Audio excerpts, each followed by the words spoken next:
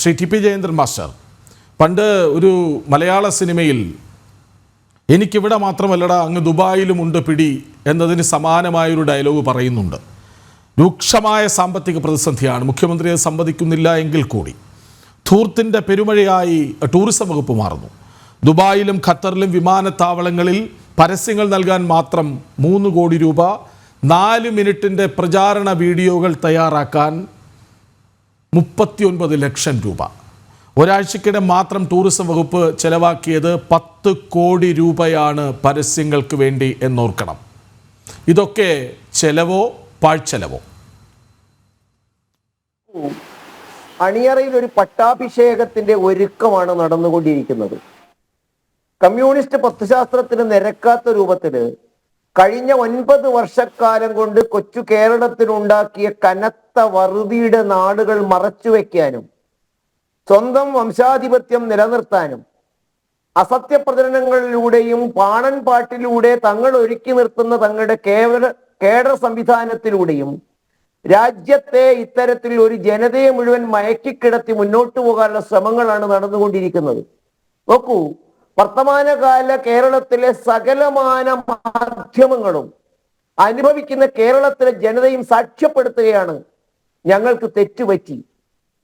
വറ്റി വരണ്ട ഖജനാവ്, പാവപ്പെട്ടവന്റെ യാതൊരു വിഷയ പ്രതിസന്ധികൾക്കും പരിഹാരം കാണാൻ കഴിയാത്തൊരു സർക്കാർ, അശനിപാതം പോലെ പതിക്കുന്ന ദുരന്തങ്ങളിൽ കണ്ണും നട്ട് ഭാവിയെ പഴിച്ചിരിക്കുന്ന തലമുറ, അവർക്ക് ആശ്വാസമേകുന്നതിനുള്ള പദ്ധതികൾക്ക് പകരം വൈത്താരികളിലൂടെയും പാണൻ പാട്ടിലൂടെയും ജനതയെ മയക്കാനുള്ള പ്രവർത്തനങ്ങൾ. കൃഷ്ണരാജ് തന്നെ ചൂണ്ടിക്കാണിച്ചു, 100 ദിവസം കഴിഞ്ഞു അംഗൻവാടി ആശാവർക്കർമാരുടെ സമരം. ഒരു 100 രൂപ കൂട്ടിത്തരാനാണ് അവരാവശ്യപ്പെടുന്നത്. അവരെ കണ്ടില്ലെന്ന് നടിക്കുന്ന ഒരു സർക്കാർ. അവരുടെ പാതയിലേക്ക് തന്നെ അംഗൻവാടി ടീച്ചർമാരും പൊതുരംഗത്തുള്ള ഹരിതകർമ്മസേനയിലെ പ്രവർത്തകന്മാരും ഒക്കെ തന്നെ തങ്ങൾക്ക് ലഭിക്കാത്ത പോയെന്ന കഷ്ടപ്പാടുകളുടെ വർണ്ണനകൾ എഴുതുന്നു. റേഷൻ ഷാപ്പിൽ ഉൽപ്പന്നങ്ങൾ വന്നിട്ട് നാളുകളാകുന്നു.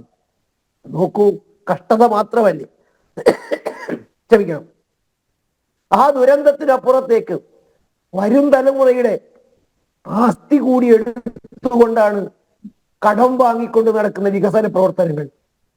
ധൂർത്ത്, അഴിമതി, ധിക്കാരം, കെടുകാര്യസ്ഥത, ഇവയിലൂടെ നാശോന്മുഖമാകുന്ന ഒരു സർക്കാർ.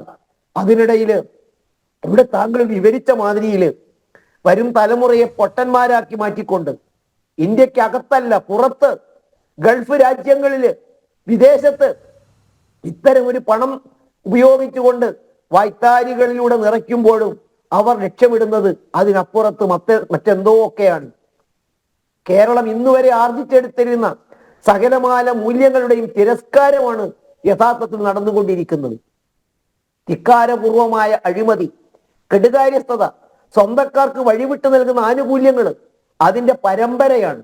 ഈ വറുതിക്കിടയിലും നമ്മൾ കേൾക്കുന്നു, ഇത് മാത്രമല്ല, PSC മെമ്പർമാർക്ക് കോരിക്കൊടുക്കുന്നു. പുറംപാതിലൂടെ നിയമനം നടത്തിയവരെ സ്ഥിരപ്പെടുത്താൻ വേണ്ടിയുള്ള ശ്രമങ്ങൾ നടക്കുന്നു.